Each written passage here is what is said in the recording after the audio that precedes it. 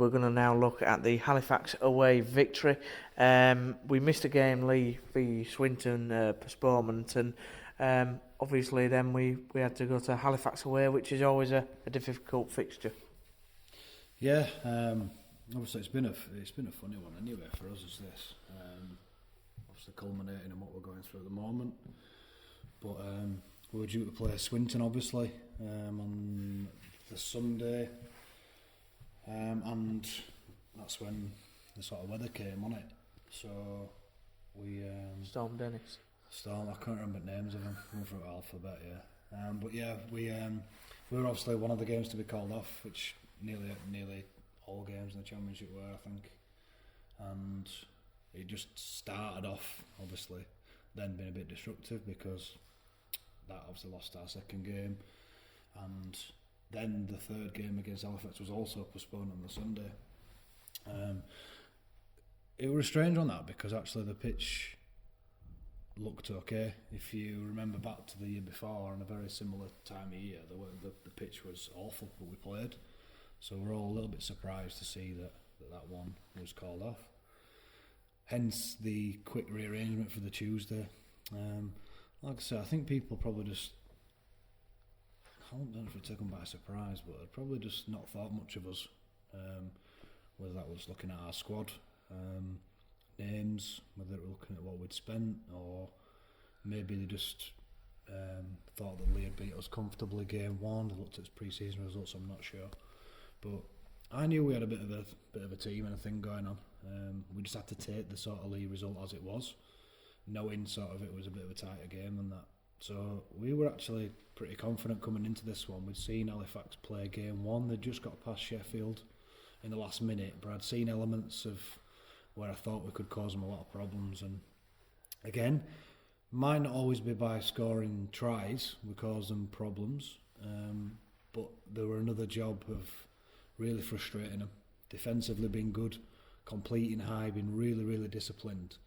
And Halifax were probably the opposite, and it leads to a bit of frustration, I think, in the other teams. But I felt we were very good value for going in front, albeit by penalty goals. I get that, but when points are on offer in these conditions, you take them.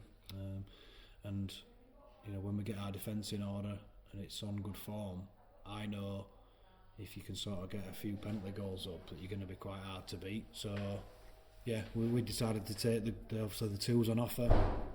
Halifax frustration boiled over a little bit, so they also lost men during that. There was a sort of turning point in the game, which probably helped Halifax a little bit more than it helped us, was when both players got sent off.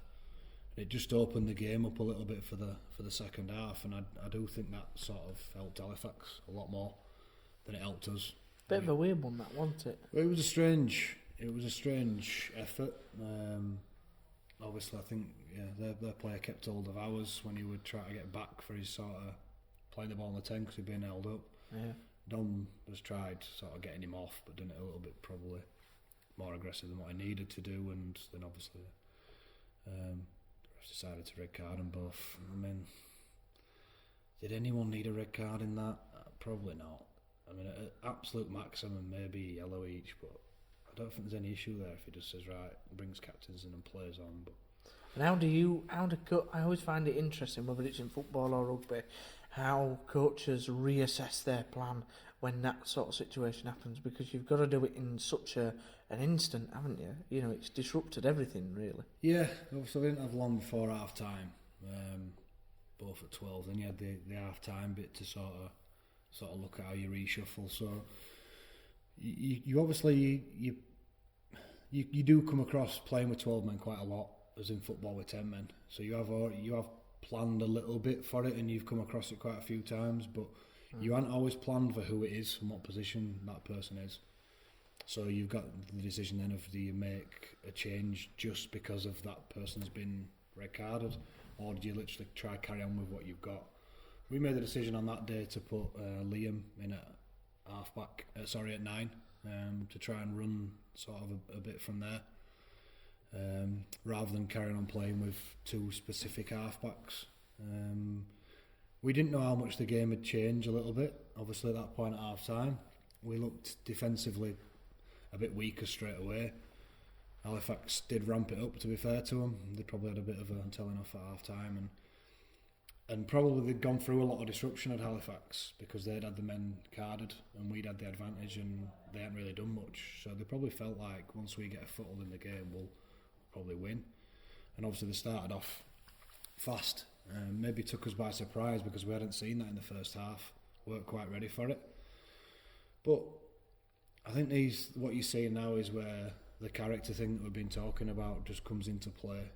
Last year we fall there and probably lose that sort of confidence as we did last year. But this team's a little bit different and sort of has that character to be able to just stick in there, ride the sort of tough patches out, find a way to get through it and sort of get back to what we're good at. So I think we did that. There was still some aspects, but I mean you're playing a team with a decent sized budget and a big club and a team that have predominantly been towards the top end of this division for a while, and we're going there with a much changed outfit from the previous season, and lads still sort of learning the ropes at this level. So to come through it, I think it were big hats off to the effort of the lads, because even though we had the advantage in the first half, we haven't got the advantage now. Halifax are up by 16 points to 12, and it's 12 men each, and it. For all people's views, I'm imagining they probably think Halifax is still going to win that. So it were a big result for us. And we'd just seen the try by Matty G, one of the players that we brought in on the dual reg agreement with Hull KR. Yeah, well he was my first. He's been my first and only player used on dual reg. Yeah, and I thought he was tremendous. I mean, because of the Swinton game getting postponed, we'd actually seen quite a bit more of him. So he trained quite a bit with us, to be fair, which I think helps. It's not like he'd been dropped in at the final minute and just played. And it's good testament to Hull KR and him that he came with the character he did. He just slotted straight in as if he'd been with us all pre-season.